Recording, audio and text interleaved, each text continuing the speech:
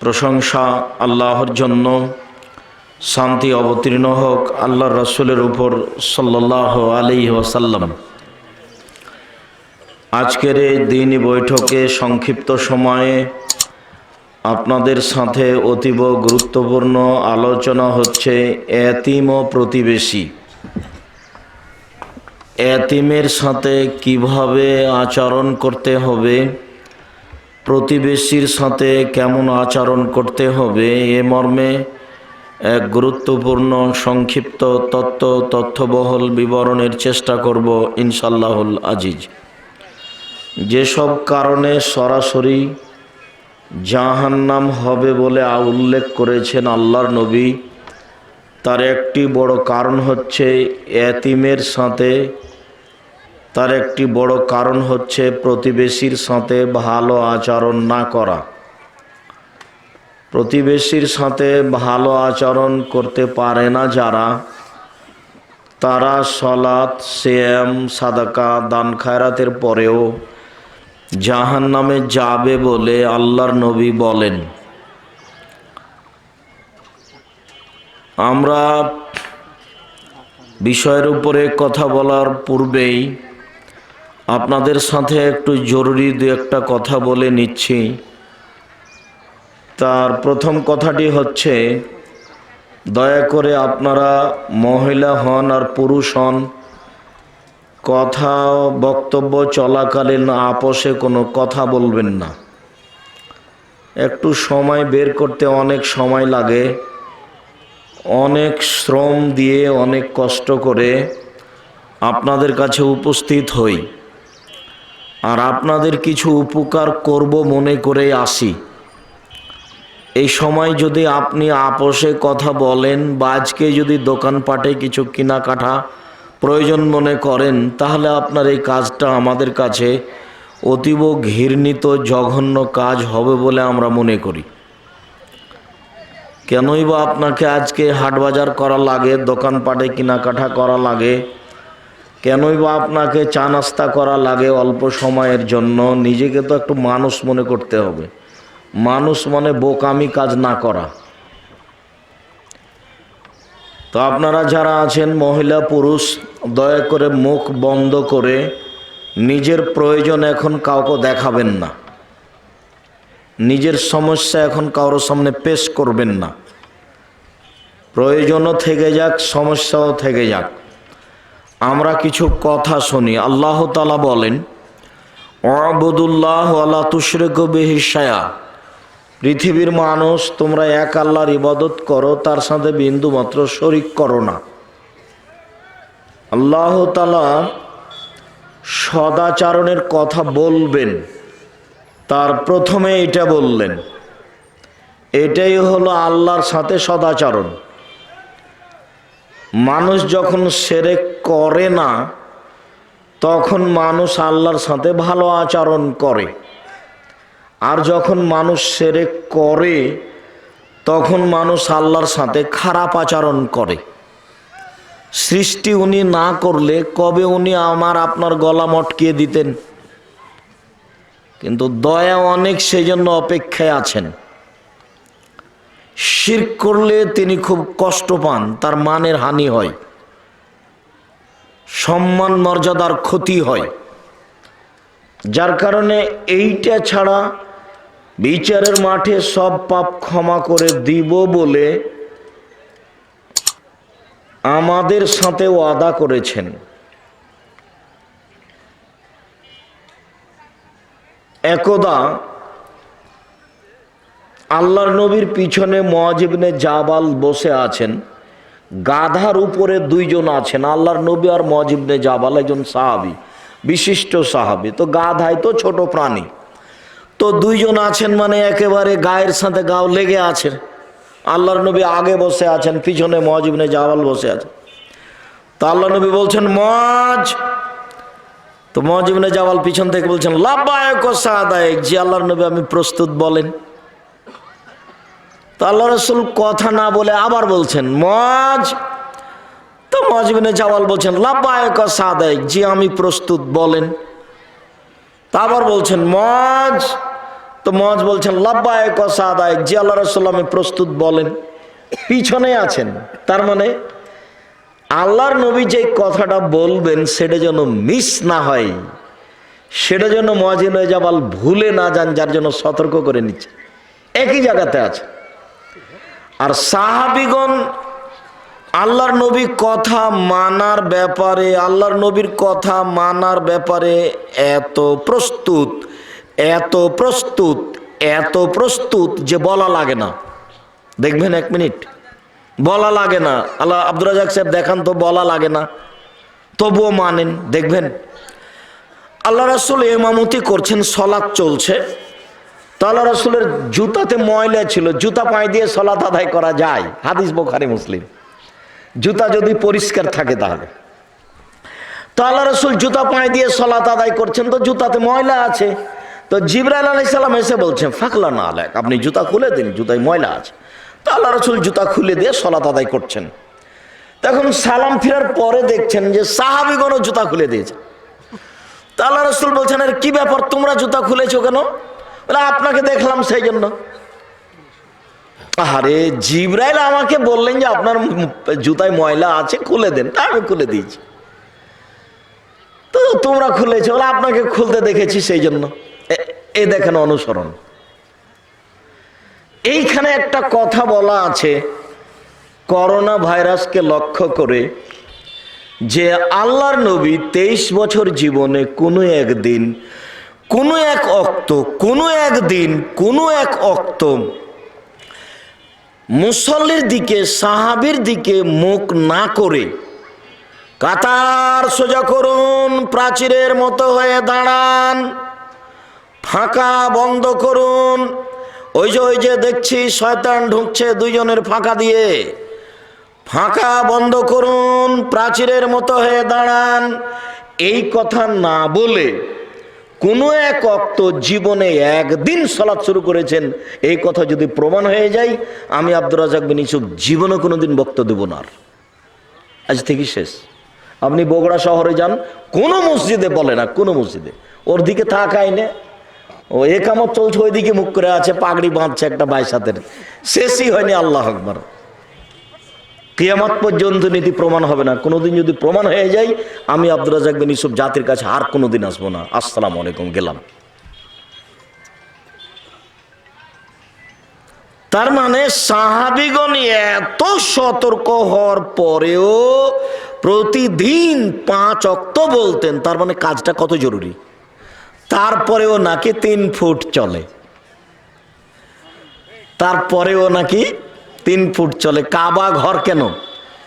আজ থেকে নিয়ে কিয়ামত পর্যন্ত আর যদি কোনোদিন কাবা ঘরে মানুষ পাশাপাশি না দাঁড়ায়, তবুও 3 ফুট জায়েজ হবে না। এমন কোনো মায়ের বেটা কিয়ামত পর্যন্ত জন্ম নেবে না যে বৈধতা দিতে পারে। কিয়ামত পর্যন্ত আর যদি কোনোদিন কাবা ঘরে মানুষ পাশাপাশি না দাঁড়ায়, তবু বৈধ হওয়ার কোনো পথ কিয়ামত পর্যন্ত হবে না।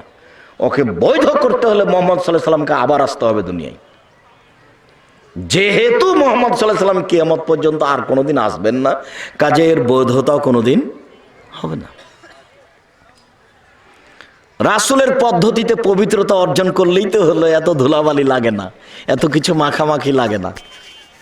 রাসূলের পদ্ধতি জীবনে কোনোদিন তুলে দেখেনি। রাসূলের পদ্ধতি কি? পেশাব করলে পানি খরচ করা লাগে, কেন লাগবে? পানি খরচ করার পরে হাত মাজতে হয়, কেন মাজতে হবে?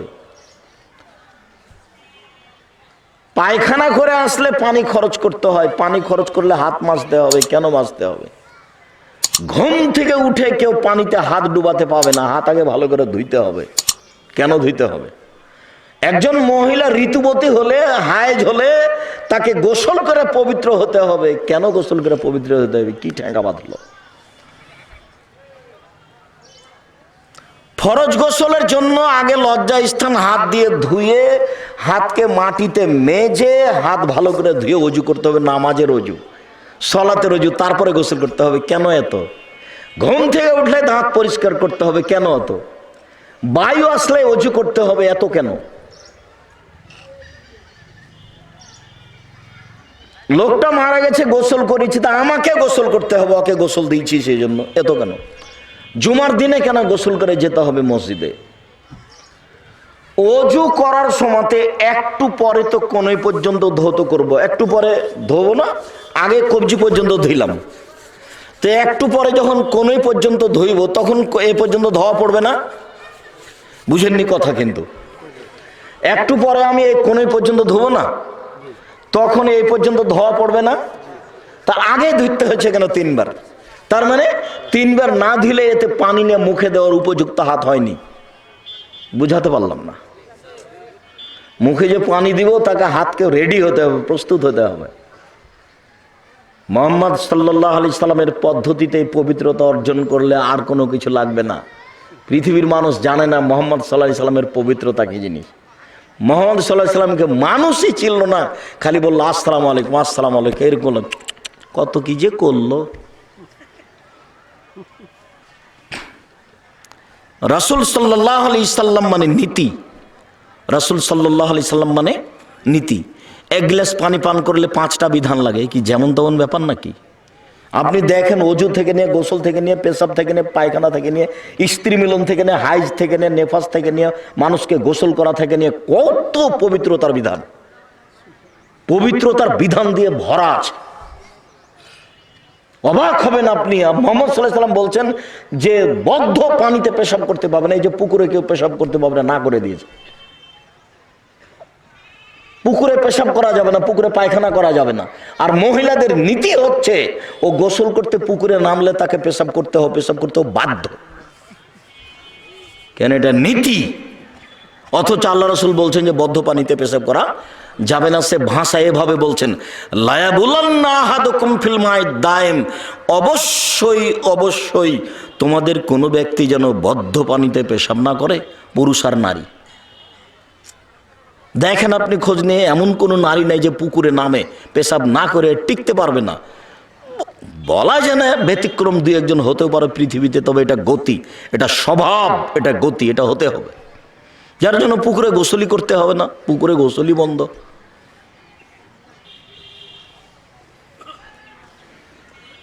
তো ফরজ গোসল তাহলে অপবিত্র অবস্থায় সেখানে নেমে করা যায় কি করে, যেখানে পেশাব চলে না, যেখানে পায়খানা চলে না?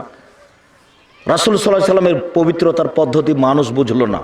বলছিলাম সম্মানিত দিনী ভাই বোন, রাসূল সাল্লাল্লাহু আলাইহি সাল্লামের নীতি সাহাবীগণ মেনে চলার জন্য কত প্রস্তুত ছিল বলা লাগে না। জুতা খুলে ফেলেছে। তা আপনারা যে যেখানে আছেন, আপনাদের কথা বলা বন্ধ করে, কাজ বন্ধ করে, প্রয়োজনীয় কাজ ত্যাগ করে কিছুক্ষণ অপেক্ষা করুন। আপনার কিছু না কিছু উপকার করবই করবো ইনশাল্লাহ।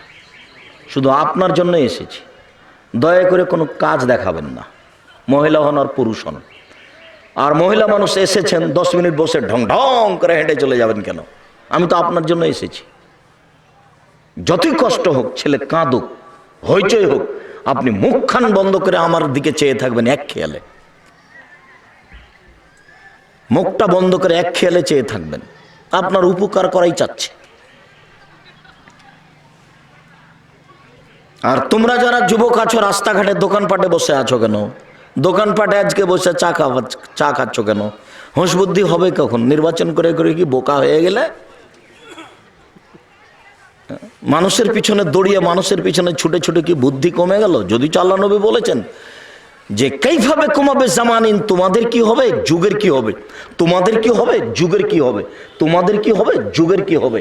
এ যা উবকি তুমি হোসালাতে মিলান নাস, যেদিন তোমরা থাকবে আগাছার মাঝে, মানে সমাজে কোনো বুদ্ধিমান মানুষ থাকবে না, সবাই হবে আগাছা।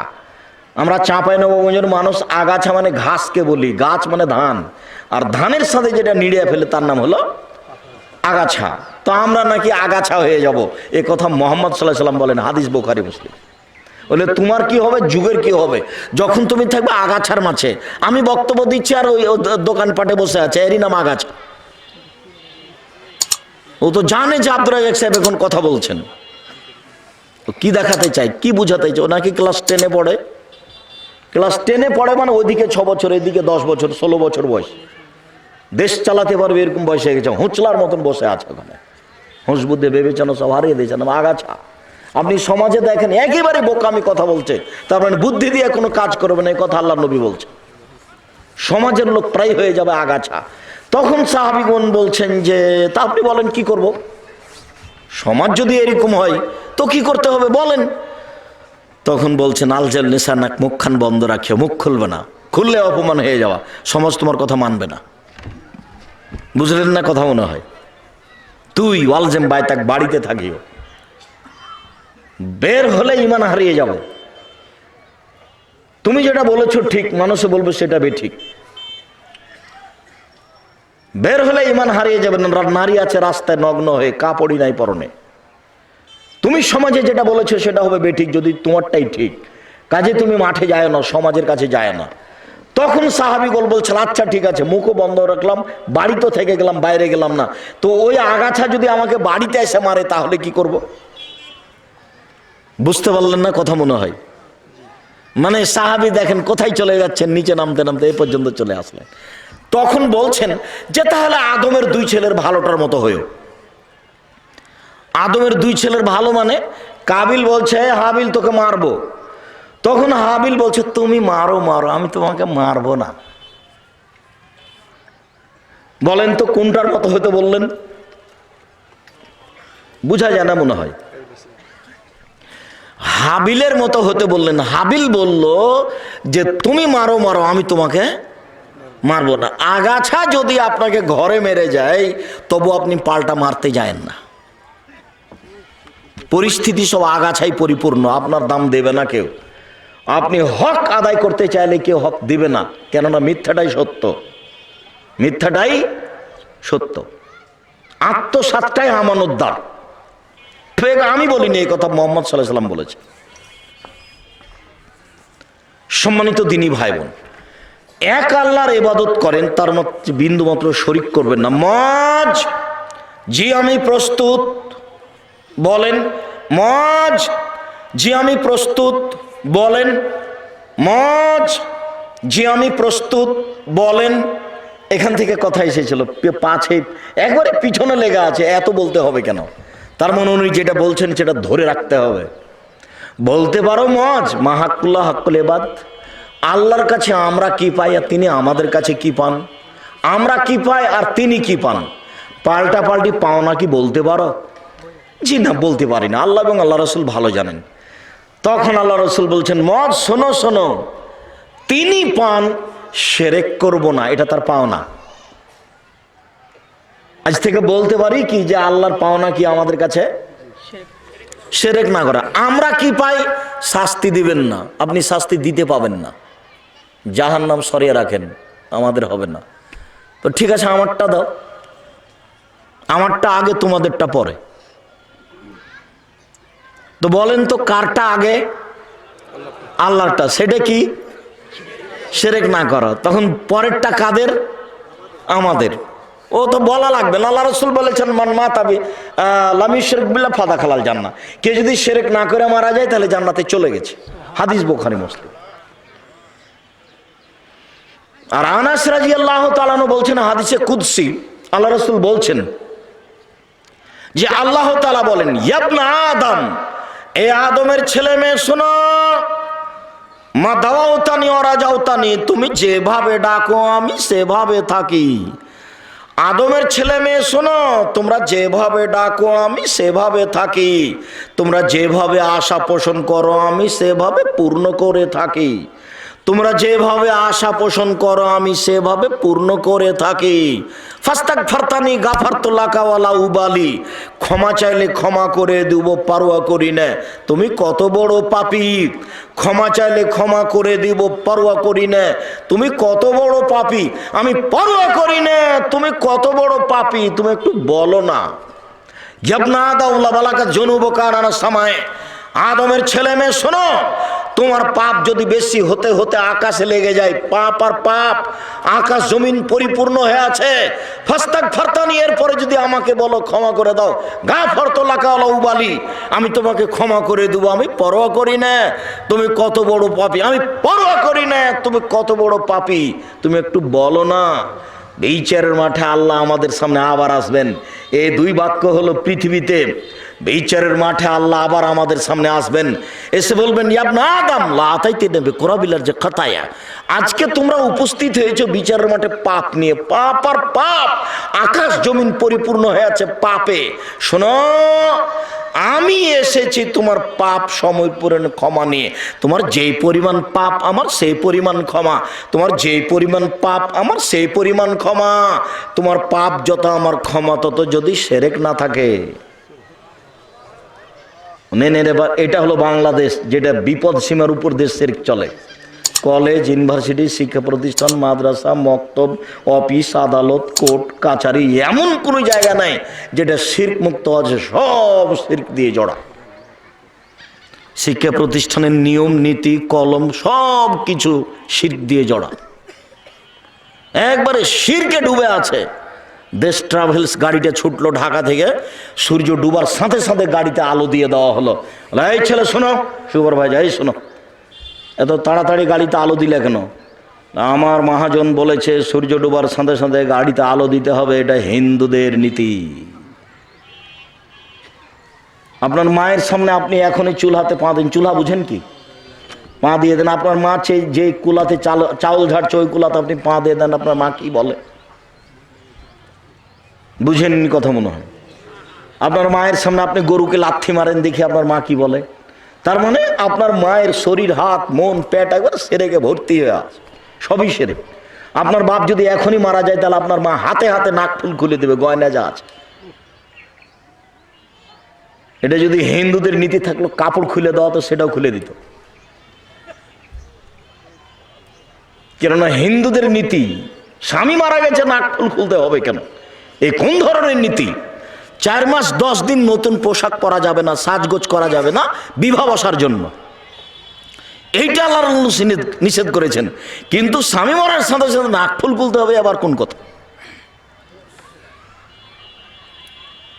মানুষ মারা গেলে 4 দিনের দিন 40 দিনের দিন গরু জবাই করেছে, 4 দিনের দিন করলো সেরেক, 40 দিনের দিন করলো সেরেক। আর যারা খাচ্ছে সবাই তো ধনী মানুষ, আর এটা তো হচ্ছে মানুষের ময়লা, এটা তো খেতে পারে না সবাই। সাদকা কিসের ময়লা? মানুষের ময়লা। হাসান রাদিয়াল্লাহু তাআলা আনহু একটা সাদকার খেজুর মুখে দিয়ে দিয়েছেন। আল্লাহর নবী লাফ দিয়ে উঠেছে, মুখের ভিতরে আঙ্গুল ঢুকিয়ে কিক বের করো, বের করো, আমার স্বার্থ তুমি জানো না?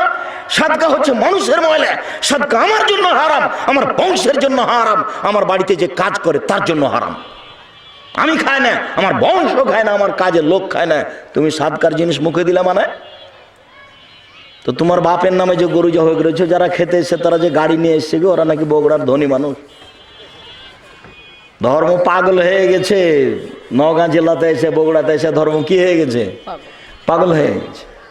আব্দুর রাজাক সাহেব চাঁপাই নবাবগঞ্জে হয়নি? হ্যাঁ, ওখানে চাঁপাই নবাবগঞ্জ জেলাতে বিবাহের এমন একটা নীতি নাই যেটা জায়েজ। আমি 30 বছর থেকে বলে আসছি, বিবাহের এমন একটা নীতি নাই চাঁপাই নবাবগঞ্জ জেলাতে যেটা জায়েজ, সবই হারাম। আর যেটা বগুড়া গাইবান্ধাতে আছে সেটা আরো এক অবাক লাগে, মনে হচ্ছে যে হিন্দুদের নিয়ম। বরযাত্রী বসে আছে, কিছু লোক গেছে মেয়েটার কাছে বিবাহ পড়াতে, তো ওখানে কিছু চ্যাংড়া যুবক গেছে। তো কাজী সাহেব, মৌলানা সাহেব বলছেন অমুক নিবাসী অমুক, এত টাকা নগদ, এত টাকা বাকি, তোমাকে বিবাহ করতে এসেছে, তুমি তাকে স্বামী সত্ত্বে কবুল করো। তখন মেয়েটি বলছে কবুল করলাম। তখন ওই বলছে তোমরা শুনেছো, তোমরা শুনেছো, আপনারা শুনেছেন? বলে জি হ্যাঁ শুনেছি। তো হলো, 3 বার করলো। তারপর এখানে আসলো, এখানে এসে লোকগুলো দাঁড়িয়ে আছে। আমি জানি না আপনাদের বৈঠক কেমন, আমি এরকম দেখেছি গাইবান্ধায়, বগুড়ায়। তো সবাই দাঁড়িয়ে আছে।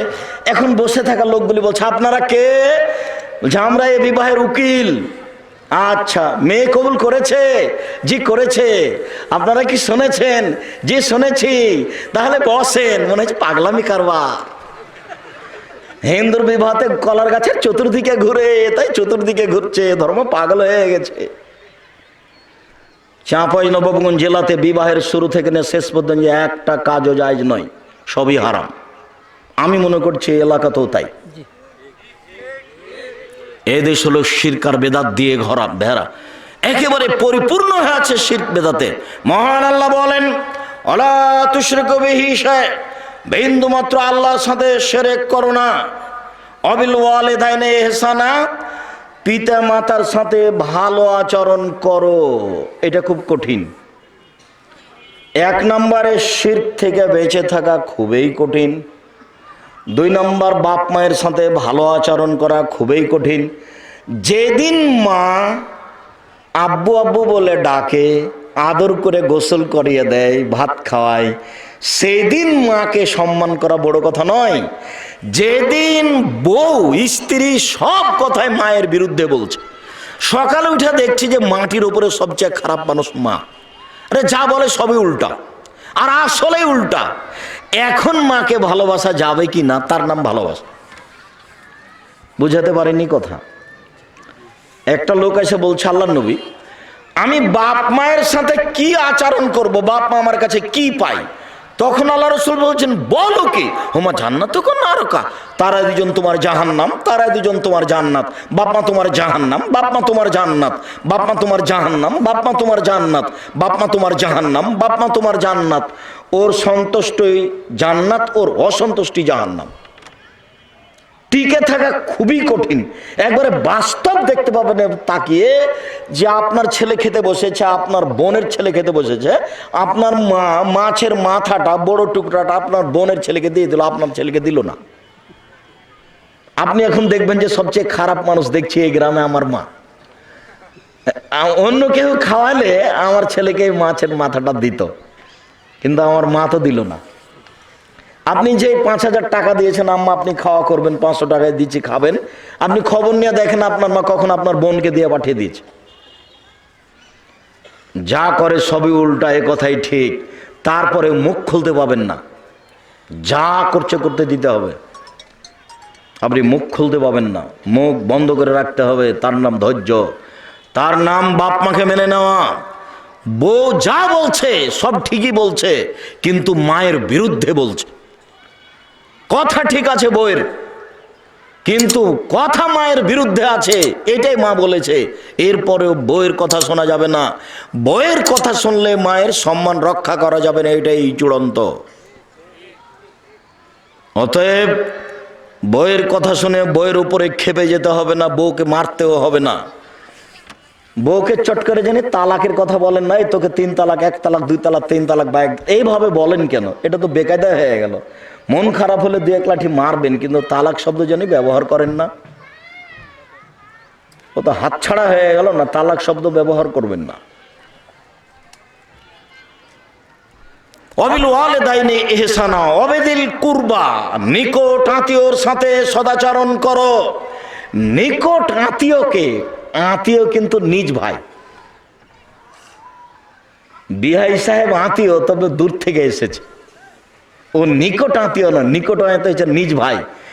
ভাই কিন্তু ভিন্ন সদস্য। চাঁপাইনবাবগঞ্জে বলে ভাই ভাই ঠাঁই ঠাঁই। দেখেন আপনারা দুই ভাই, আপনি ইনকাম করেন না, আপনার বউ নিয়ে খান।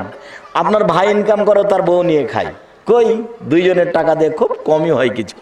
কুরবানিটাও ভাগের টাকা দিয়ে বলছে, তোমার আর আমার 2টা মিলে, আর আব্বার মিলে 3টা মিলে 1টা। পৃথিবীতে সবচেয়ে নিকট আত্মীয় হচ্ছে ভাই, যার সাথে টিকে থাকা খুবই কঠিন। আমার চোখের সামনে আমি দেখেছি 2 ভাই গন্ডগোল লেগেছে, খুব গন্ডগোল লেগে ঢেঁকিটা কেটে ভাগ করে নিয়েছে।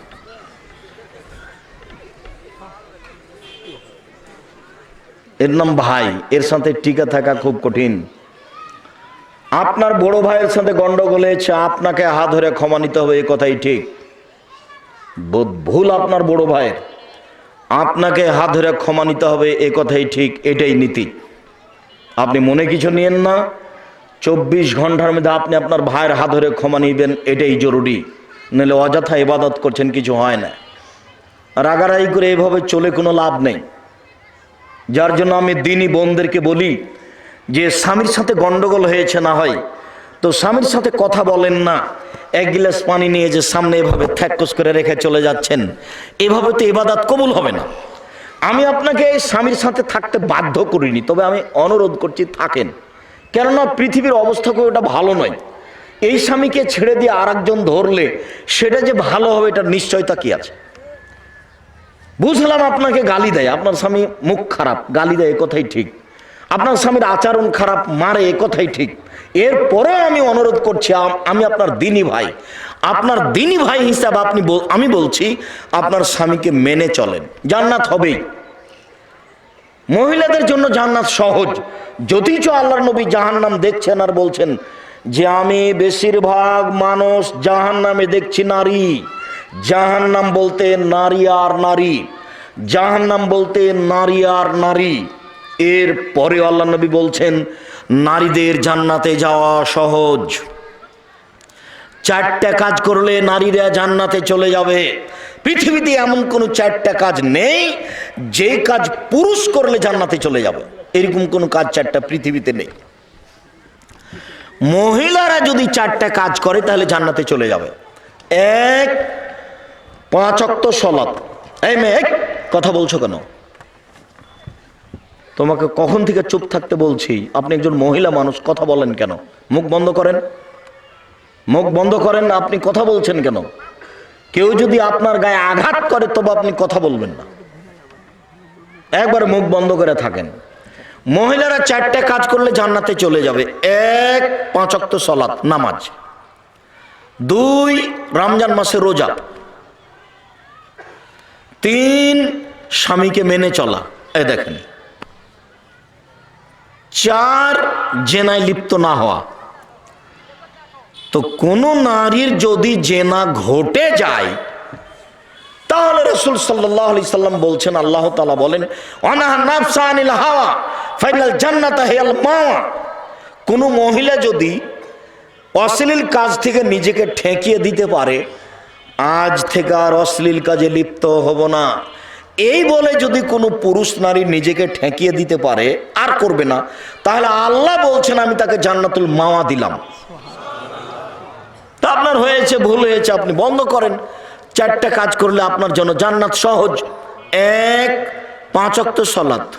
2, রমজান মাসে রোজা, সিয়াম। 3, স্বামীকে মেনে চলা। 4, জেনা লিপ্ত না হওয়া, জান্নাতের সব দরজা খোলা। এই কথা মুহাম্মদ সাল্লাল্লাহু আলাইহি সাল্লাম বলেন, আমি বলিনি। তো এই কথাটা কেন আসলো? যে আপনারা 2 যা বা 5 যা, ঘটনা কিন্তু বড় জায়ের ঘটেছে, তার কারণে গন্ডগোল হয়েছে। আপনি ছোট, আপনি আপনার জায়ের হাত ধরে ক্ষমা চাইবেন যে আপা ভুল হয়েছে, আমাকে মাফ করেন। এটা সহজ হবে? ও আপনার বড় যাও, ও আগে এসেছে এই বাড়িতে, ও আপনার কাছে হাত ধরে ক্ষমা নিতে কষ্ট পায়, লজ্জা পায়। কথা বুঝাতে পারি না মনে হয়? আপনার জন্য এটা সহজ। আপনি কেন এভাবে বলতে চাচ্ছেন? ভুল কি আমি করেছি নাকি? আমি মারামারি করেছি না? আমি গালি দিয়েছি কিনা? হ্যাঁ বুঝলাম, ভুল আপনার বড় যাই করেছে, এ কথাই ঠিক, কিন্তু আপনার জন্য আগে যেতে হবে, আগে যাওয়া উচিত, এ কথাও ঠিক। তো আপনারা ভাই ভাইকে অনুরোধ করছি, 24 ঘন্টা পার হয় না, রাত পার হয় না যেন, উপস্থিত বৈঠকের দিনই মুসলিম বোন, আপনার রাত পার হয় না যেন আপনি আপনার বড় জায়ের হাত ধরে ক্ষমা নিয়ে নেবেন। যা হয়েছে হয়েছে, এখন থেকে ভালো অবস্থায় ইবাদত করতে হবে। মরণ আসলো কে আসলো? এই যে কাকে কালকে দেখেছিলেন, আজকে আর নেই। মরণ তো একেবারে অল্প সময়ের জন্য। এইভাবে মন কষাকষি করে চলে কি হবে? অবেদিল কুরবা, নিকট আত্মীয়র সাথে ভালো আচরণ করো, ভাই ভাই। ওয়াল্লি ইয়াতামা, এতিমের সাথে ভালো আচরণ করো। এতিম লালন পালন যারা করে তাদের বিষয়েই, যাদের ভাই মারা গেছে, ভাতিজা ভাতিজি আছে, তাদের ব্যাপার, তারাই বেশি বিপদে। ভাই মারা গেছে, ভাতিজা ভাতিজি আছে, প্রতারণা দিয়ে জমি দখল করে নিয়েন না, সব সময় খোঁজ রাখতে হবে তাদের। আল্লাহর নবী বলেন, পৃথিবীর মানুষ শুনে রেখো, কেউ যদি এতিমের দেখাশোনা করে তাহলে সে ব্যক্তি আর আমি জান্নাতে এইভাবে থাকব। তর্জনী এবং মধ্যমা আঙ্গুলকে তিনি জমা করলেন, অফাররাকা বাইনাহুমা, দুইটার মধ্যে একটু ফাঁকা করলেন। দেখো দেখো দেখো, এতিমের যে লালন পালন করে সে ব্যক্তির আমি জান্নাতে এভাবে থাকবো। তর্জনী মধ্যমায় দুটি আঙ্গুল দিয়ে ইশারা করলেন, মধ্যে একটু ফাঁকা রাখলেন। এখানে আর একটা কথা আছে, আল্লাহ নবী বলছেন কেউ যদি দুইটা বেটির লালন পালন করে, মেয়ের শিক্ষা দীক্ষা দেয়, বিবাহ শাদী দিয়ে দেয় বাপ হয়ে, তাহলে আমি মুহাম্মদ সাল্লাল্লাহু আলাইহি ওয়াসাল্লাম আর ওই বাপ জান্নাতে একসাথে থাকবো। তখন আঙ্গুল দুটি দেখালেন, তখন জমা করে দিয়েছে। মেয়ের লালন পালনের দাম বেশি। 10টা ছেলেকে মাস্টার ডিগ্রি পাস করালে জান্নাত হবে, এ কথা মুহাম্মদ সাল্লাল্লাহু আলাইহি ওয়াসাল্লাম বলেননি। পড়াতে হবে, আপনি বাধ্য, তাই পড়াচ্ছেন। জন্ম দিয়েছেন, পড়াবেন, আপনি বাধ্য। এর বিনিময়ে জান্নাত হবে, এই কথা মুহাম্মদ সাল্লাল্লাহু আলাইহি ওয়াসাল্লাম বলেননি। বড় ওকে লাঠি দিয়ে পিটাতে হবে, এই কথা মুহাম্মদ সাল্লাল্লাহু আলাইহি ওয়াসাল্লাম বলেন। কিন্তু দুইটা মেয়ে লালন পালন করেন, তখন বিনিময় জান্নাত। তখন আঙ্গুল দুটি আল্লাহ রাসূল কিভাবে দেখালেন বলেন তো? মনে থাকবে না মনে হয়। তখন জমা হয়েছিল। আর যখন দেখাচ্ছিলেন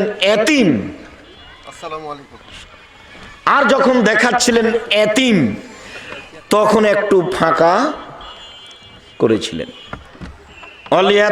এতিমের লালন পালন। আনাস রাদিয়াল্লাহু তাআলা আনহু বলেন, যা রাজুলুন নবী সাল্লাল্লাহু আলাইহি শাকা কলবহু কাসওয়াতা কলবিহি, আল্লাহর নবীর নিকটে একটা লোক এসে বলল, আল্লাহর নবী, আমার অন্তরটা খুব শক্ত, মানুষ টাকা পয়সা চাইলে দিতে পারি না, কৃপণতা চেপে ধরে, ভেতরে কোনো মায়া মহব্বত বোঝা যায় না। এইখানে আর একটা বাক্য বলে রাখছি, যেটা আরো 2-1 দিন বলেছি, মনে আছে? এই ছেলে শোনো, তোমাকে বলছি, আজ থেকে বাড়িতে বের হলে তুমি তোমার মাকে বলে দিও, আম্মা কিছু খুচরা টাকা আমার পকেটে দিবেন, 5-10 টাকা 20 টাকা। ফকির ভিক্ষা চাইলে আমি যেন বের করে দিতে পারি। ফকির ভিক্ষা চাই, তখন আমার পকেটে 500 টাকা নোট থাকে, আমি তখন বলি আমাকে মাফ করো, আমি ফকিরের কাছে কত ক্ষমা চাইবো মা, আপনি আমাকে কিছু খুচরা টাকা দিয়েন। তার আপনাকে বলছি, স্ত্রীকে বলে দিয়েন তার স্বভাব পরিবর্তন করতে হবে। স্ত্রীর স্বভাব হতে হবে আপনার মায়ের মতো। আপনার মা 16 জন মানুষের ভাত রান্না করতে কোনোদিন ভালোই মনে করেনি। আপনারা ছিলেন 10 ভাই বোন, বাড়িতে ছিল 2 জন কিষান কামলা, 12 জন। তারপরে আপনার বাপ মা 14 জন। আপনার বাপের অভ্যাস ছিল মসজিদ থেকে ফকির ধরে আনা, 2 জন ফকির ধরে নিয়ে এসে রাতে 16 জন মানুষের ভাত রান্না করতেন। আপনার মা ঢেঁকিতে ধান বেগে কোনোদিন ভারী হয়নি। আপনার স্ত্রী যেখানে ভাত রান্না করে সেখানে শোকে সবকিছু আছে ফ্রিজে। রাত 10টা 11টার সময় আমাকে নিয়ে গেছেন, গিয়ে বলছেন খালেদা উঠো, মেহমান আছে। তখন আপনার স্ত্রী নাক সিটকে নিতে বলছে, হ্যাঁ বাজার থেকে মেহমানকে খাওয়িয়ে নিয়ে আসনি, এখন বিরক্ত করো। এই কণ্ঠ যদি আপনার মা শুনতে পায়, 80 বছর বয়স, ঘরে শুয়ে আছে ওইদিকে, তাড়াহুড়া করে আপনার মা উঠে আসবেন, এসে বলবেন থাক বেটা, বউ মাকে উঠেছ না বেটা, আমি ঠিক করে দিছি। এই কথা আপনার মা বলতে পারে, আপনার বউ নাক সিটকানি দেয়। আমি বউকে তালাক দিতে বলিনি, তবে বউ স্বভাব পরিবর্তনের জন্য অনুরোধ জানিয়েছি। চেষ্টা করেন, কোন সময় 150 চাউল রান্না করবেন, আপনার মা 3 কেজি চাউল রান্না করে দেন, 3 সের। আপনারা খেতেন, মেহমান খেত, ফকিরনি খেত, রাতে গরুতে খেত, আপনি 150 চাউল রান্না করেছেন। আমি মেহমান গেছি দুপুরের সময়, তখন আপনার স্ত্রী বলছে, যা রান্না করেছি তা তো মেহমানকে দিলে শেষ হয়ে যায়, কি করবে, চানাচুর বিস্কুট দিয়ে বিদায় করে দাও। এই স্ত্রীর নীতি স্বভাব পরিবর্তন করতে হবে। আপনার স্ত্রীর কারণে আপনার বাপের স্বভাব আপনি গ্রহণ করতে পারেননি। আপনার বাপ যখন এশার সালাত আদায় করে মসজিদ থেকে বের হতেন, তখন মসজিদ থেকে বের হওয়ার সময় ডান দিকে বাম দিকে লক্ষ্য করতেন, মুরব্বী বাড়ি কোথায়? বাড়ি ফরিদপুর ভাঙা। খেয়েছেন কি? জি না, চলেন আমার সাথে। আজকে আপনি নিয়ে যান, আপনার স্ত্রী যদি নাক সিটকানি ধমক দেয় তো কালকে নিয়ে যেতে পারবেন না, তখন আর খোঁজই নেবেন না যে ওইকে। যার জন্য মায়ের স্বভাবে আপনার স্ত্রীকে ফিরে যেতে হবে, আপনাকে ফিরে যেতে হবে বাপের স্বভাবে। মানুষকে খাদ্য দেওয়া শিখতে হবে। আপনি কেন এই কথা বললেন? আপনার স্ত্রী কেন ভারী মনে করে? হ্যাঁ, তোমার ভাগ্নি আছে, তোমার ভাগনা আছে, তোমার বোন আছে, তোমার বাপের আত্মীয় স্বজন আছে, তোমার বাপের বন্ধু আছে, এতগুলো ঝামেলা পাকাতে পারবো না। এই কথা আপনার স্ত্রী কেন বলে আজকে বলে দিয়েন, শোনো, তুমি আমার স্ত্রী, তোমাকে আমি অন্তর থেকে ভালোবাসি। আমি একাই আমার রুজি খাচ্ছিলাম, আমার হাত দিয়ে আল্লাহ আমাকেই শুধু রুজি দিচ্ছিল। তুমি এসেছ, আমার হাত দিয়ে আল্লাহ রুজি দেয় দুইজনকে, তোমাকে আর আমাকে। আমাদের ছেলে মেয়ে হলো দুইজন, এখন আল্লাহ রুজি দেন আমার হাতে চারজনকে। আমার ভাগ্নি আছে, আমার হাত দিয়ে রুজি দিবেন পাঁচজনকে। আমার ভাগনা আছে, রুজি দিবেন ছয়জনকে। আমার বোন আছে, রুজি দিবেন সাতজনকে। আমার ভগ্নিপতি আছে, রুজি দিবেন আটজনকে। আমার বাপের একজন বন্ধু এসেছেন, রুজি দিবেন নয়জনকে। সব রুজি আল্লাহ আমার হাত দিয়ে দিবেন। বলো তুমি রুজি আল্লাহ বাড়ালেন না কমালেন? তুমি কেন সংকীর্ণতা নিয়ে যাবা? সংকীর্ণতায় তুমি যাবা কেন? তোমার মাথায় কথা টেনশন। রুজি আল্লাহ দিবেন। তুমি আজকে বলে দিবে আম্মা চিন্তা করবেন না, আপনাকে পৃথক হতে হবে না, আপনি আমার কাছে খাবেন, আব্বা আমার কাছে খাবে, বোন আমার কাছে খাবে, ভাগনা আমার কাছে খাবে, ভাগ্নি আমার কাছে খাবে, দুলাভাই আমার কাছে খাবে, আমার বাপের যত আত্মীয় স্বজন আছে সব আমার কাছে খাবে। চিন্তা করবেন না, আল্লাহ ব্যবস্থা করে দিবেন। আপনি 3 মাস পদক্ষেপ নেন, বরকত বেশি হয়েছে। বরকত ভিন্ন জিনিস, রুজি ভিন্ন জিনিস। কতবার বললাম, রুজি ভিন্ন জিনিস, বরকত ভিন্ন জিনিস। প্রত্যেকটা জিনিসে বরকত আছে।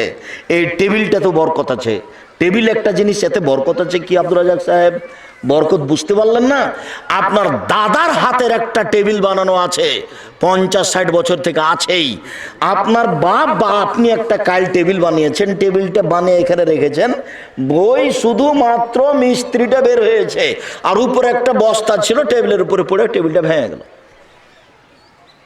বুঝাতে পারলাম না? তার নাম বরকত, ওটা তা আছে, এতে বরকত নেই। রোজি ভিন্ন জিনিস, বরকত ভিন্ন জিনিস। আল্লাহ নবী বললেন ফাকদিরহুলি ওয়ায়াসসিরহুলি ওয়া বারিক লি ফিহি, আল্লাহ এই কাজ আমাকে করতে দাও, এই কাজে আমাকে এতে বরকত দাও, এই কাজ আমার জন্য সহজ করে দাও। 3টা কথা লাগবে। বগুড়া জজের সাথে আমার 10 লক্ষ টাকার চুক্তি হয়েছে, আমার ভাইকে ছেড়ে দিবে।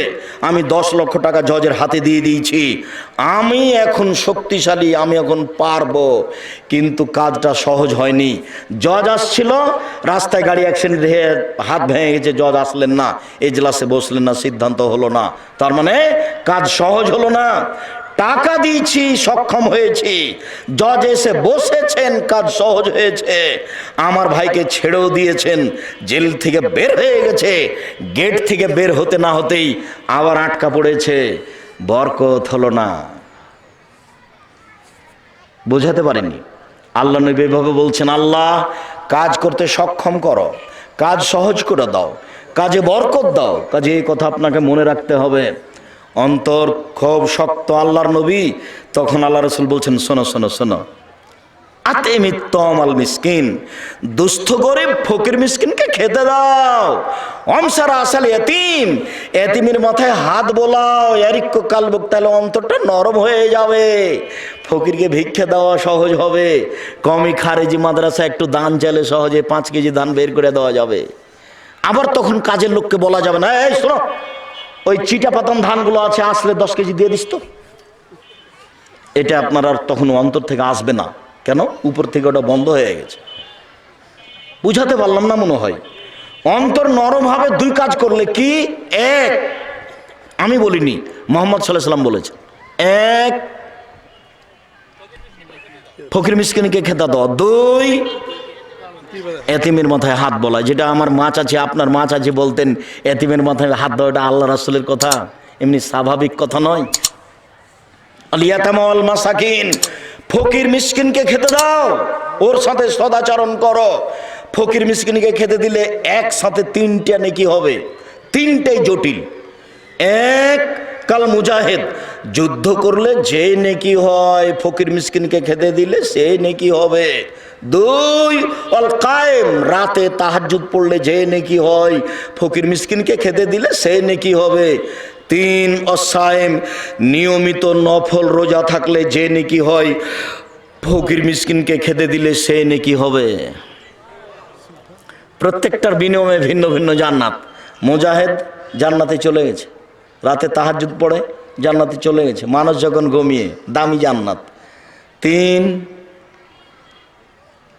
নফল সিয়াম, নফল রোজা, দামি জিনিস।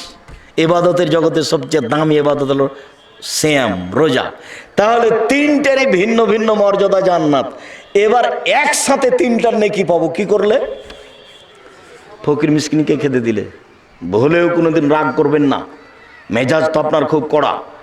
দরজায় ফকির বসে আছে, মোটর সাইকেল নিয়ে ঢুকছিলেন, জায়গা একটু কম, সরতো সরতো, ভিড় জমায় এখানে দুপুরের টাইমে, খাওয়ার টাইমে ঝামেলা পাকাচ্ছে। এই কথা যদি আপনার মা শুনে নাই তাহলে বলবে থাকবে না, থাকবে, তোর বিরক্ত হোক কেন, ওকে একটু খেতে দিলি চলে যাবে। আপনি বলছেন এভাবে আর আপনার মা বলছে এভাবে। কি পড়াশোনা শিখলেন? কোনটা হলো এটা? খালি চিল্লা চিল্লি করলে হবে অমুকের চরিত্র ফুলের মতো পবিত্র, এভাবে হবে? ভুলেও কোনোদিন ফকির মিসকিনের উপরে রাগ করবেন না, যতবার চাচ্ছে চাক। আর মুরব্বী আপনাকে বলছি, স্ত্রীকে বলে দিন খুচরা টাকা নিয়ে বের হতে হবে বাড়ি থেকে, 50টা, 100টা, 200টা, যত ফকির মিসকিন আসবে 10টা করে দিবেন, 5টা টাকা করে দিবেন। প্রস্তুতি নিয়ে বাড়ি থেকে বের হবেন। কেন আপনি বলেন মাফ করো? কেন বলবেন মাফ করো? কি অসুবিধা এত মাফ করো বলবেন কেন? সে যেই হোক, যে ভিক্ষা চাচ্ছে, অবৈধশালী হোক, ঘোড়ায় চড়ে আসুক না কেন, চাইলে দিবেন। যখন নিজে থেকে কাউকে দিতে যাবেন, খেতে দিবেন, তখন দেখতে হবে পরহেজগার কিনা। বুঝাতে পারলাম না কথা? যে খেতে চেয়েছে ও পরহেজগার কিনা এটা দেখার সুযোগ নাই, কিন্তু আপনি নিজে থেকে যাকে খেতে দিবেন দাওয়াত দিয়ে, তাকে কেমন হতে হবে? পরহেজগার। আল্লাহ রাসূল বলছেন লা তুমা তাওমাকিল্লা তাকিয়া, পরহেজগার ছাড়া তোমার খাদ্য যেন না খায় কেউ, ফাসিক যেন তোমার খাদ্য না খায়। আরো ভিক্ষুক, ও হিন্দু হোক, মুসলমান হোক, বৌদ্ধ হোক, খ্রিস্টান হোক, চামার হোক, ডম হোক, মুচি হোক, মেথর হোক, মদ খায়, ও আপনার কাছে খেতে চেয়েছে, আপনি সহযোগিতা করেন। ভিক্ষে চেয়েছে, সহযোগিতা করেন। নিজে থেকে যখন আপনি খাওয়ার দিবেন তখন আপনি পরহেজগার খুঁজবেন, নইলে রাসূলকে অমান্য করা হবে। সম্মানিত দিনী ভাই বোন, অল ইয়াতামা ওয়াল মাসাকিন ওয়াল জারি জিল কুরবা, নিকট প্রতিবেশীর সাথে সদাচরণ করো। ওয়াল জারিল জুনুব, দূর প্রতিবেশীর সাথে সদাচরণ করো। প্রতিবেশী সংক্ষিপ্ত, এই কথাই ছিল লম্বা, এরপরও কারণবশত সংক্ষিপ্ত করতে হচ্ছে। রাসূল সাল্লাল্লাহু আলাইহি সাল্লাম বলেন আল্লাহ লায়াত খোলো, আল্লাহর কসমও জান্নাতে যাবে না। আল্লাহ লায়াত খোলো, আল্লাহর কসমও জান্নাতে যাবে না। আল্লাহ লায়াত খোলো, আল্লাহর কসমও জান্নাতে যাবে না। কিলা মানিয়া রাসূলুল্লাহ, কে জান্নাতে যাবে না সেটা তো বলবেন। যাবে না কে?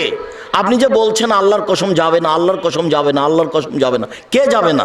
তখন আল্লাহ রাসূল বলছেন মানলা ইয়ামান জারহু বাওয়াইকাহু, যে তার প্রতিবেশীকে কষ্ট দেয় সে জান্নাতে যাবে না। বুখারী মুসলিম। বুঝাতে পারিনি? প্রতিবেশীর কাছে টিকা থাকাই খুব কঠিন। আমার খারাপটা বলাই তার কাজ। আমি ঢাকায় আছি, আপনি ঢাকায় আছেন, তা আপনি বলছেন আম্মা এক কাজ করেন তো আম্মা, ওই যে আমাদের পাড়ার পাশে যে চাচি ছিল না, ওই চাচিকে 500 টাকা দিয়েন তো আম্মা। তখন আপনার মা বলছেন করেছিস কি, সব সময় তোর বদনাম করে, ওকে টাকা দিবি? জামা ওকে দিতে হবে। চাঁপাইনবাবগঞ্জের ভাষাতে বলে শত্রুকে বড় পিঠে বসতে দিতে হয়। এই ভাষা বুঝেন কি না, যাকে ভাষা বোঝানোর দরকার নাই। প্রতিবেশীকে খারাপ লাগছে এ কথাই ঠিক, এরপরেও তাকে সহযোগিতা করতে হবে, খেতে দিতে হবে, এ কথাই ঠিক, তার নাম প্রতিবেশী। আবু হুরায়রা রাদিয়াল্লাহু তাআলা আনহু বলেন রাসূল সাল্লাল্লাহু আলাইহি ওয়াসাল্লাম বলেছেন মান কানা ইউমিনু বিল্লাহি ওয়াল ইয়াউমিল আখির ফালা ইউজিরাহু, যে ব্যক্তি আল্লাহকে বিশ্বাস করে, পরকালকে বিশ্বাস করে, সে যেন প্রতিবেশীকে কষ্ট না দেয়। আয়েশা রাদিয়াল্লাহু তাআলা আনহা বলেন রাসূল সাল্লাল্লাহু আলাইহি সাল্লাম বলেছেন লা তাজালু জিবরাইল ইউসিনি বিল জারে, জিবরাইল যখনই আসেন তখনই বলেন প্রতিবেশীর সাথে ভালো আচরণ করবেন। জিবরাইল যখনই আসেন তখনই আমাকে বলেন প্রতিবেশীর সাথে ভালো আচরণ করবেন। জিবরাইল যখনই আসেন তখনই বলেন প্রতিবেশীর সাথে ভালো আচরণ করবেন। জানান তো, আমি মনে করলাম, বলার কারণে মনে করলাম, এত বলতে লাগলেন, বলার কারণে মনে হচ্ছে সয়রসহু, কখন এসে বলবেন যে জমি দিয়ে দিতে হবে, ভাগ দিতে হবে। বাক্য বুঝা গেল না। মানে জিবরাইল এত বলাতে মনে হচ্ছে যে কখন এসে জিবরাইল আমাকে বলবেন যে প্রতিবেশীকে কি দিতে হবে, জমির ভাগ দিয়ে দিতে হবে। জমির ভাগ তো আমার ভাই পাবে, জমির ভাগ তো আমার বোন পাবে। জানি না বাপ মরার পরে আপনাদের এলাকাতে জমি ভাগ হওয়া দেরি হয় নাকি। বুঝেও বুঝে না ওরা অন্তর আছে, বুঝে না। দেখেও দেখে না ওরা চক্ষু আছে, দেখে না। শুনেও শুনে না ওরা কান আছে, শুনে না। উলায়েকা কালানাম, তারা পশু প্রাণীর মতো, তারা গরু ছাগলের মতো, তারা কুকুর শ্রীগালের মতো। বাল হাজাল, বরং তার চেয়ে খারাপ। কুকুর শ্রীগালের চেয়ে খারাপ মানুষ। কুকুর শ্রীগালের চেয়ে খারাপ কে? তোমার বাপ। আব্দুর রাজ্জাক সাহেব, আপনাকে খুব সম্মান করে, এভাবে কষ্ট দিয়ে না, দুঃখিত। আমি তোমাকে কষ্ট দিতে চাইনি। তোমার দাদা মরা 10 বছর হলো, তোমার বাপ জমি পাবে সকালে আর তোমার ফুফু জমি পাবে বিকেলে, এরকম না একসাথেই পাবে। তো 10 বছর হলো তোমার বাপ এখনো দেয়নি। তোমার বাপকে যদি কুকুর শ্রেণীর চেয়ে আমি খারাপ প্রমাণ করতে না পারি, আমি জাতির সামনে বক্তব্য দিব না। 30 বছর থেকে বলছি, আজকেও বললাম। কোন শরমে তোমার বাপ জমি রেখেছে? তার ভিত্তি কি? মাটি দিয়ে এসে জমি ভাগ করতে হবে, তারপরে কোনো কথা। মাটি দিয়ে এসে জমি ভাগ করতে হবে, তারপরে কোনো কথা। বলছে আমাদের ভাই বোনে কোনো গন্ডগোল নেই, সে কথা পরে। জমি ভাগ হয়ে যাওয়ার পরে গন্ডগোল না হওয়া পরে। এইটা যদি গাইবান্ধা রংপুরের কাছাকাছি বগুড়া জয়পুরহাট হয়, তাহলে তার মানে হলো যে যদি বোন এসে জমি চায়, তাহলে ওকে বলতে হবে তুই আর জীবনে বাড়িতে আসবি না। তার নাম ভাই বোন। আপনি জমি খাচ্ছেন কিসের ভিত্তিতে? কেন আপনি খাচ্ছেন? এক সন্ধ্যায় এক টাইম খাওয়ার প্রমাণ দিতে হবে। এক সন্ধ্যা আপনি খাবেন আপনার বোনকে বাদ দিয়ে আপনার বাপের জমি, প্রমাণ হয়ে গেলে আমি আব্দুর রাজ্জাক বিন ইউসুফ জাতির সামনে কথা বলবো না। এক সন্ধ্যা আপনার খাওয়ার প্রমাণ কি? আপনি হলেন বাপের বেটা আর ও হলো বাপের বেটি। পার্থক্যটা বের করেন আপনি। কোথায় দেরি হলো কেন? এটাই কুসংস্কার, এটা নোংরা রীতি। 24 ঘন্টায় জমি ভাগ করে দিতে হবে, মাটি দিয়ে আগে জমি ভাগ করতে হবে, তারপরে খাওয়া।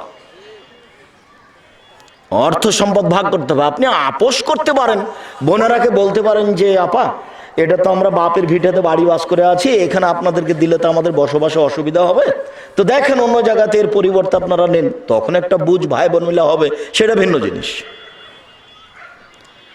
ভাই বোনের আপোষ ভিন্ন জিনিস। কোনোদিনই সে আসতে পাবে না, জমির কথা বললেই সে খেপে যায়। ই আবার কোন আচরণ? বুঝেও বুঝে না ওরা অন্তর আছে, বুঝে না। দেখেও দেখে না ওরা চক্ষু আছে, দেখে না। শুনেও শুনে না ওরা কান আছে, শুনে না। উলায়েকা কালানাম, তারা পশু প্রাণীর মতো, তারা গরু ছাগলের মতো, তারা কুকুর শ্রীগালের মতো। বাল হাজাল, বং তার চেয়ে খারাপ। এ কথা আমি বলিনি, এ কথা আল্লাহ বলছে।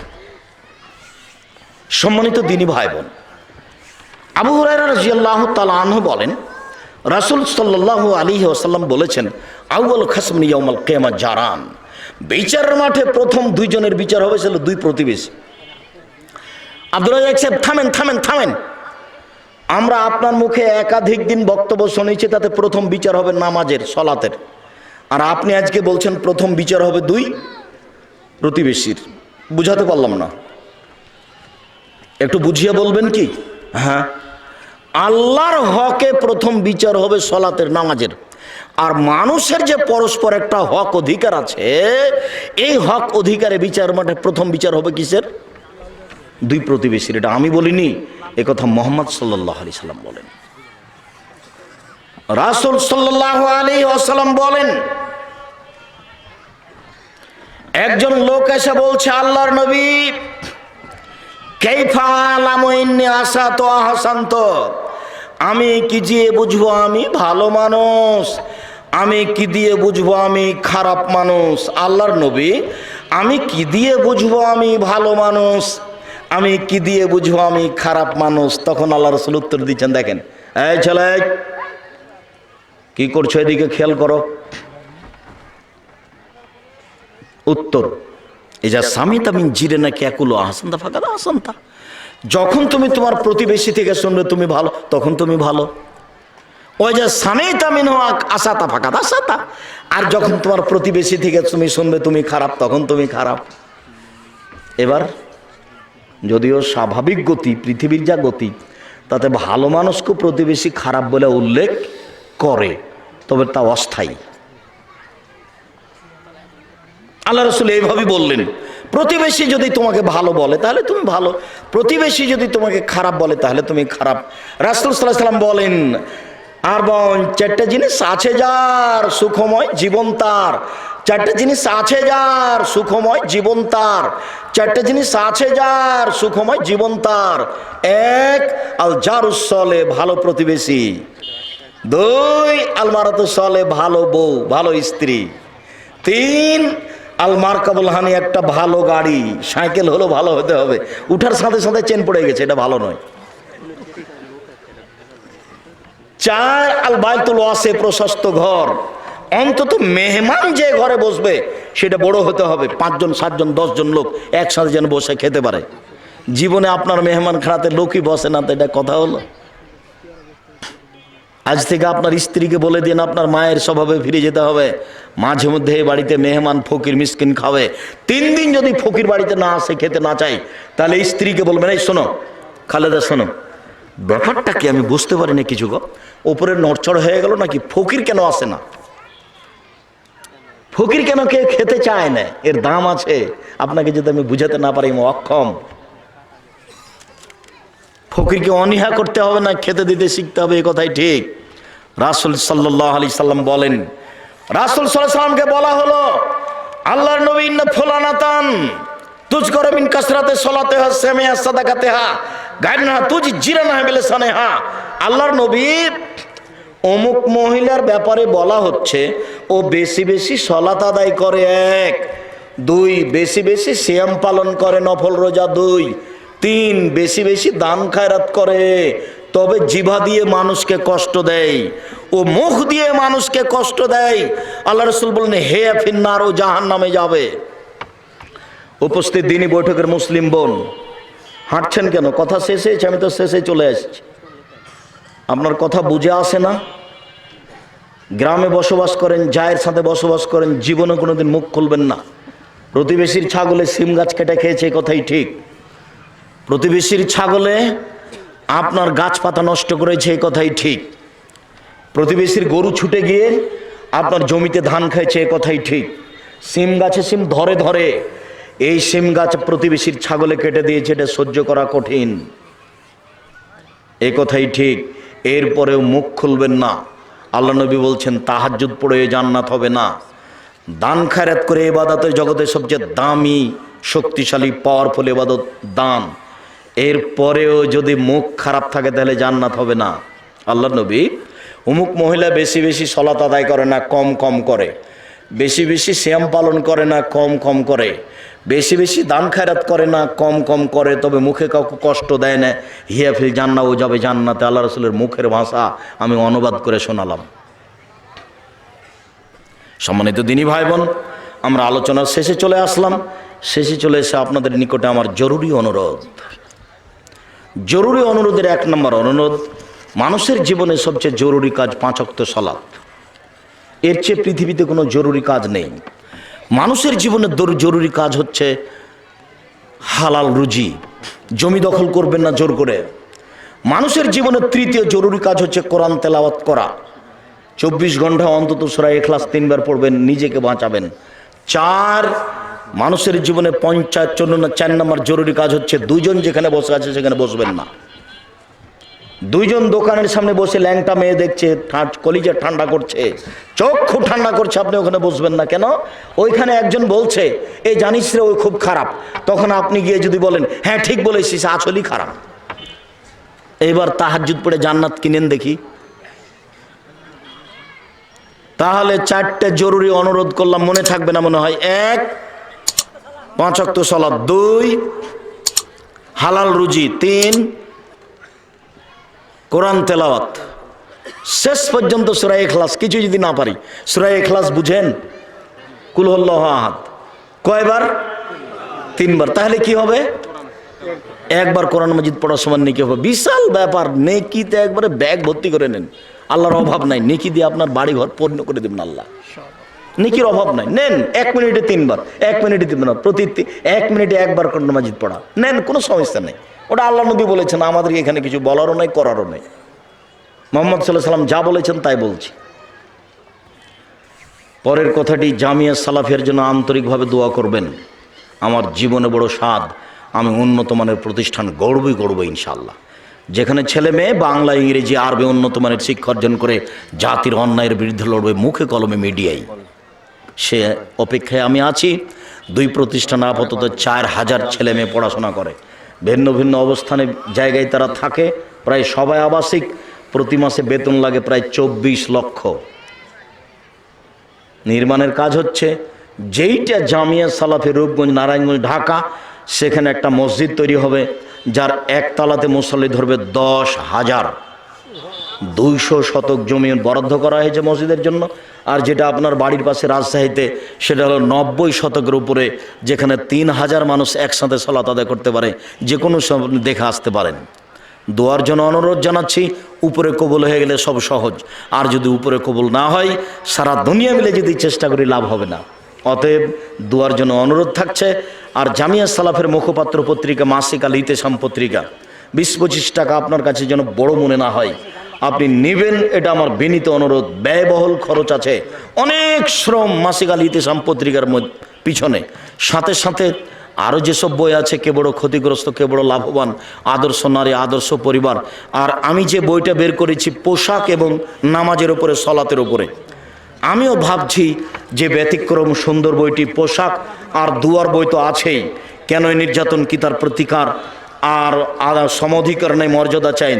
আর আব্দুল্লাহর বই তো আপনারা কিনবেন, মিন্নাতুল বারি, বুখারীর ব্যতিক্রম ব্যাখ্যা, এছাড়া তওজিহুল কোরআন, তাফসির, এগুলো আপনারা সংগ্রহ করেন। দিনী ভাই বোনকে আমি স্টেজ থেকে বইগুলি সংগ্রহ করার অনুরোধ জানিয়ে শেষের দিকে চলে আসলাম। 2-1টা জিজ্ঞাসা। স্টেজে বই, ক্যালেন্ডার আছে, সকাল সন্ধ্যার দোয়া 50 টাকা মূল্য, খুবই সুন্দর। আবার সারাদিনের দোয়া, সলাতের পরের দোয়া, আর এবং দৈনন্দিনের ক্যালেন্ডার তারিখের, সেগুলো নিয়ে যাবেন। ক্যালেন্ডারটা ভুলে যাবেন না। 50 টাকা বড় কিছু নাই, আপনি সব সময় দেখতে পাবেন সকাল সন্ধ্যার দোয়া আর সলাতের পরের দোয়া। বইগুলি সবাই সংগ্রহ করবেন। আমার দিনী বোন যারা আছেন তারা আপনারা অপেক্ষা করুন, বইগুলো সংগ্রহ করুন। আপনার জন্য আদর্শ নারী আছে, আদর্শ পরিবার আছে, কেন এই নির্যাতন কি তার প্রতিকার আছে, সমধিকার নয় মর্যাদা চাই, এইটা আছে। চেয়ারে সালাত হবে কি করা যায়, নিজ শরীরের গতিতে করতে পারলে ভালো। এক জাতীয় কোনো গাছের ডাল বা শাখা দ্বারা অন্য জাতীয় কোনো গাছে কলম করা যায় কিনা, যে যায়, কোনো সমস্যা নেই। ও গাছের উপরে, পশু প্রাণীর উপরে কোনো বিধান নেই। বিধান হলো মানুষ আর জিন। নিয়ম নীতি কে মানবে? মানুষ আর জিন। অন্য কোনো পশু প্রাণী গাছপালাকে নিয়ম নীতি মানতে হবে না।